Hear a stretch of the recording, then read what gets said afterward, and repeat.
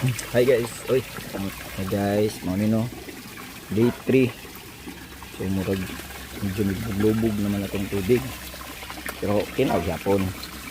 So di nag-check crystal clear. Pero sa pikas mas tinaw na hinuon. Yung rugby mas ngit-ngit ni. Karon mas tinaw na tayo.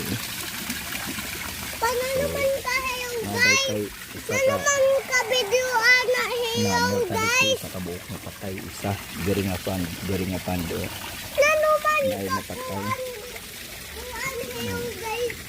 So atong mga isda ganahan sila diri sa ilawom sa kuan no. Kanang aquatic plant. Nga sila di magtipok. So nara. Okay ra gihapon isa ra tong utalito karon adlaw ang ngano na wala ko kabaloon sa reason kana basin nabuli ra to sa iyang mga kauban. So na day kauban diri guys so.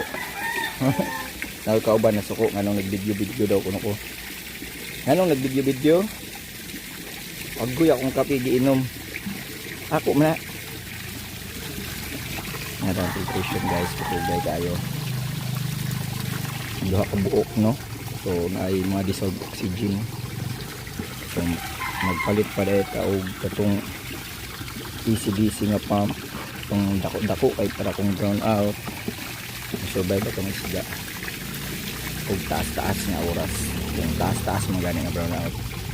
So maura to guys update na ako sa day 3 sa kabuhi og tilapia. So disclaimer lang guys no, dili ni ako sa ako ning ugangan pero ako rin nag kuan samok-samok. Bye bye.